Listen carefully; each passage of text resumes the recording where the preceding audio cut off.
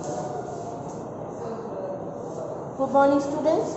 Welcome to your science online class. In the last day, I have taught you the different eating habits of different types of animals, and we have discussed about herbivores and carnivores and omnivores. And we have seen in the last video that herbivores are having sharp front teeth for cutting the. This is the sharp front teeth for cutting the branches and tearing the branches and leaves, and large flat back teeth for grinding. Now, as you know, it should be a stronger one than this one. This is for tearing and this is for chewing.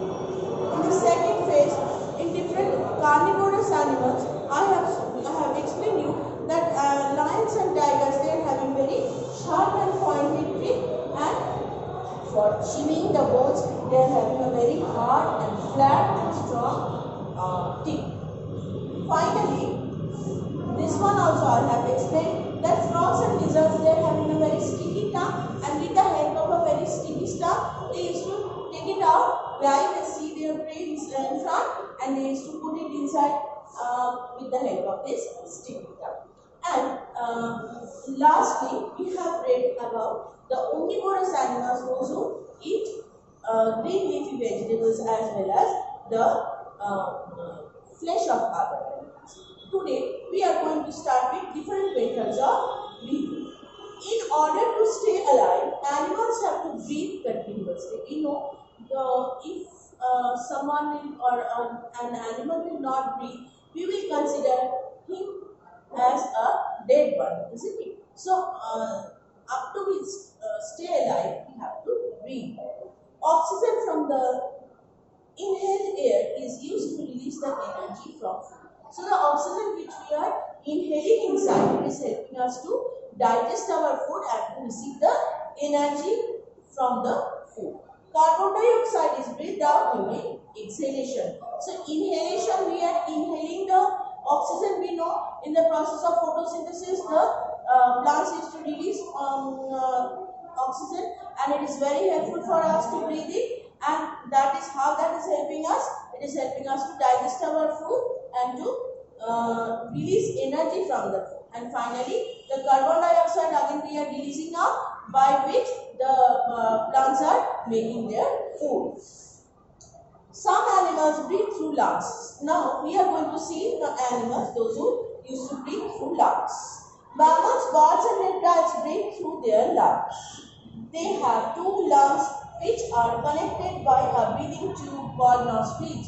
So, nostrils means breathing holes in the nose. So, two holes are there with the help of which we inhale, isn't it? And these two nostrils are helping us to, it is connected with the two lungs are connected with the help of the two breathing tubes, that is called nostrils. Air is breathed in through the nostrils and fills the lungs. So, how shall I draw? Let me take still a little bit.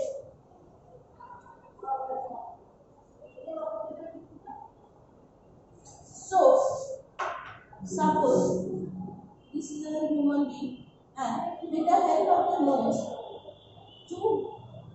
it is entering with the two pipes, the air is entering in the lungs, okay, and what is happening? The lungs become big when the air enters. So whenever we don't understand about it, but when we are breathing in, the lungs is getting air and it is enlarging. See, our chest is also like that. It increases, isn't it? Because the lungs increases in its size, okay, and the lungs exchange the oxygen in the inhaled air with the carbon dioxide. So, exchange of air goes on inside the lungs, and finally, with the carbon dioxide proceeds in the body. So, there is an interaction between the carbon dioxide and the oxygen. The air in them breathed out through the nostrils. So, the carbon dioxide which is created, as the way they are entering, in the same way they are released. So, when we are inhaling oxygen, it is reaching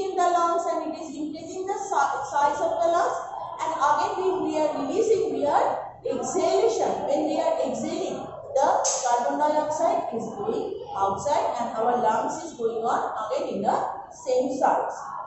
The air in the is then breathed out through the nostrils. Some animals breathe through moist skin. The earthworm breathes through its moist skin. So does the frog when it is in water. So earthworm is a type of animals which is having a moist skin, and the same about frog when they are underwater. On the land, the frog breathes through the lungs. So why do we say amphibian, a frog as an amphibian? Because they can breathe in water and on land both. So when they are on a land, they used to breathe with the help of their lungs, just like us. And when they are underwater, they can breathe with the help of their moist skin. So they are called amphibians. This is not mentioned in your book, but this question can come, that what are called amphibians? The animals those who can breathe in water and on land are called amphibians, because they can breathe in both in water and on land. Some animals breathe through body holes. Insects breathe through tiny holes called spiracles on both sides of their body. So insects are having small holes in their body, and they are very small, and with the help of that they can breathe, which is known as spiracles. The air enters and reaches all parts of the body through small tubes called breathing tubes. So the small tubes are there through which the air is entering and it is spreading in the body. Some animals breathe through gills. Now, aquatic animals, you know, they like fish, they do not have lungs, they breathe with the help of the gills. How does the gills look like?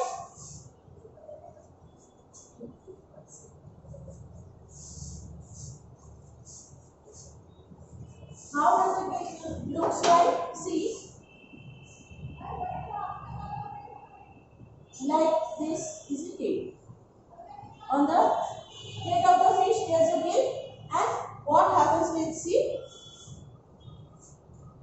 Fish, tadpoles, prawns, and most animals that live in water breathe air dissolving it. So they are breathing in the air dissolved in the water. When they are in water surface, they are breathing it with the help of the gills. It is entering inside. They have gills instead of lungs. As I have told you, they have gills. They take in water through their mouth. So, see in the picture, it is clearly drawn that with the help of the mouth, they are taking the water, and air is dissolved in water, we all know, and with the help of gills, it is entering. As the water passes over the gills, so after taking suppose the water is entering, and as it passes through this gill, what happens? As the water passes over the gills, the dissolved oxygen is taken in and the carbon dioxide is given out. Now what is happening? Oxygen is important. So as it passes through the gills, oxygen is being taken inside and the carbon dioxide is taken out. Understand? So what is happening? Let me explain it once again. When a fish or a tadpole and prawn, maximum majority of the aquatic animals, what is happening?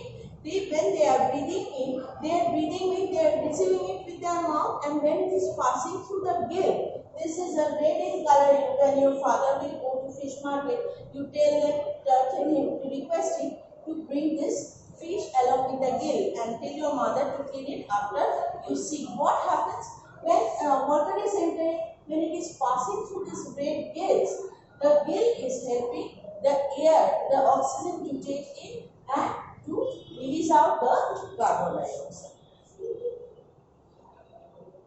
Now, today we have discussed more or less the different way and method of breathing in and out. We have seen that mammals, birds, reptiles, they are breathing with the help of lungs.